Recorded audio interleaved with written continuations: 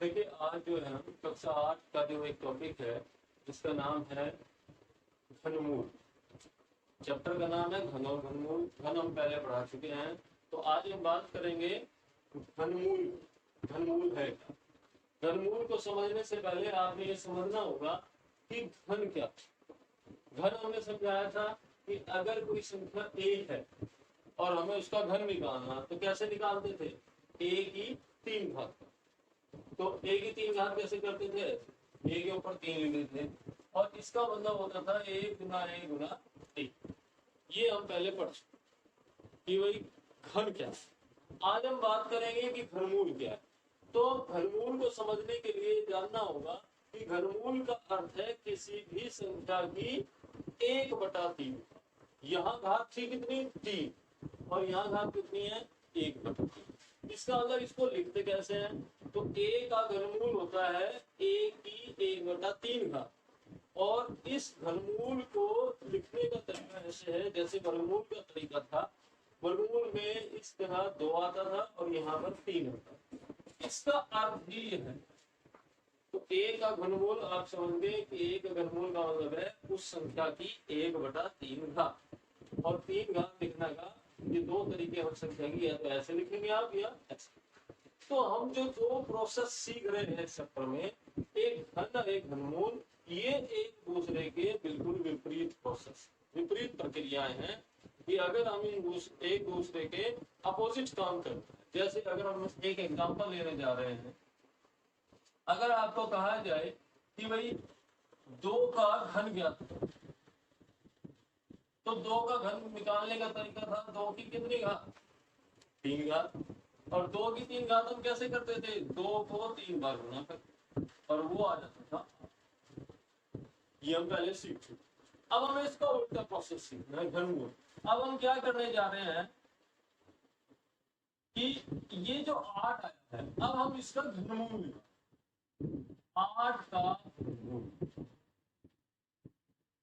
तो 8 के घनमूल का मतलब क्या है? 8 की कितनी घात? 1/3 घात। और 1/3 घात को लिखने का दूसरा तरीका क्या है कि इस तरह से आप इसके अंदर 8। अब हम घनमूल निकालेंगे।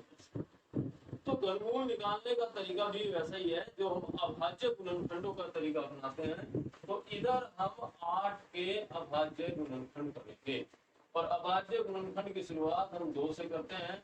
जब तक कोई संख्या 2 से कटती जाती है हम उसको काटते जाते हैं। तो ये देखिए हमने 8 के अभाज्य गुणनखंड कर लिए और 8 के जो अभाज्य गुणनखंड आए वो आ गए 2 गुना 2 गुना 2।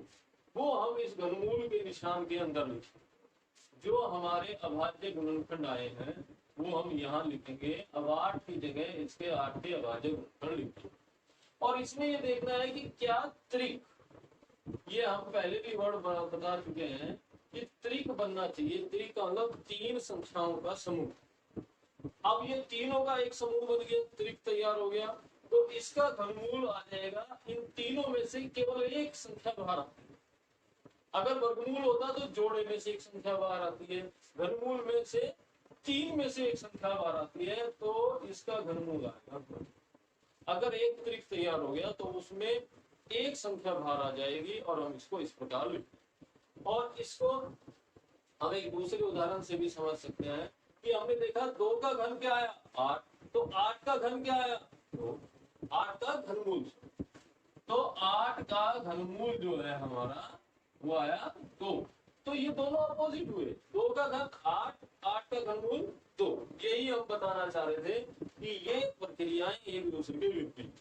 इसी तरह हम एक और उदाहरण लेने जा रहे हैं। इस बार हम थोड़ा सा डायरेक्ट बताएंगे। जैसे अगर ये पूछ लिया जाए आपसे कि 5 का घन बताएं, तो बहुत सारे बच्चे आसानी से बता देंगे 5 का घन करने का तरीका क्या है। 5 की कितनी घात? 3 घात। और 5 की 3 घात का मतलब क्या है? 5 को 3 बार गुना करें और 5 को 3 बार गुना करेंगे तो 125। ये हम आसानी से जानते हैं, कई बार हम कर चुके हैं, इसमें अभी कोई समस्या नहीं। लेकिन अगर हम इसका घनमूल निकालें, जो 5 का घन आया वो उसका घनमूल निकालें, इसी तरह से हम 5 का घनमूल निकालना चाहते हैं।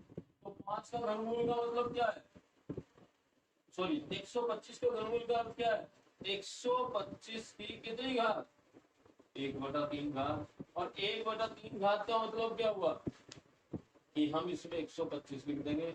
और 125 के गुणनखंड क्या होते हैं ये हम यहाँ लिख चुके हैं।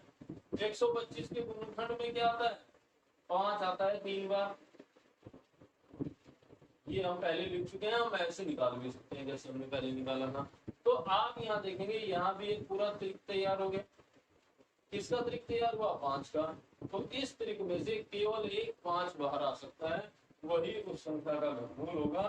तो इसका मतलब है 125 का जो घनमूल है वो कितना है, 5। और 5 का घन कितना था, 125। तो ये बार बार वेरीफाई हो रहा है कि ये हमारे जो प्रोसेस है बिल्कुल ही अपोजिट है और उसी तरीके से किए जा सकते हैं।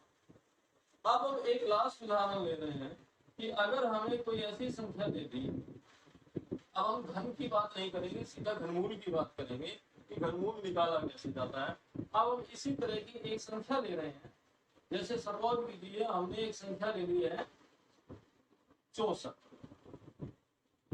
कि 64 का घनमूल निकाल।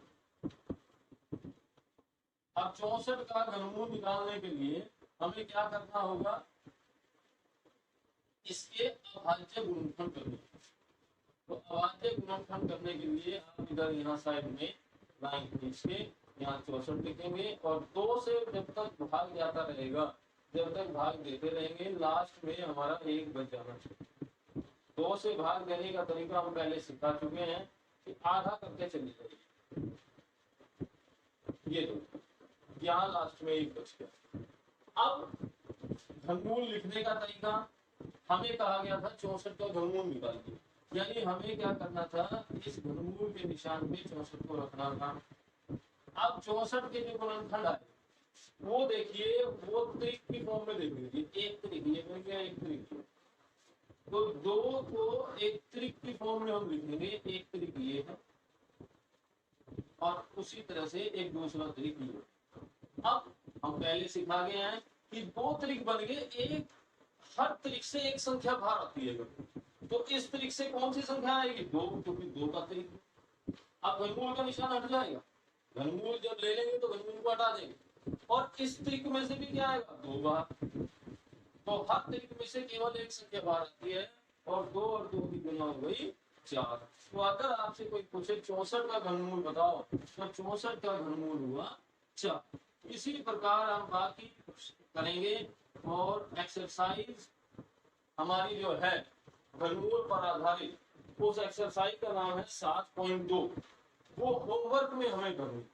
तो मैं यहाँ पर होमवर्क भी नोट कर देता हूँ, एक्सरसाइज 7.2, ये बिल्कुल इसी नियम पे आधारित है, इसको हमें करना।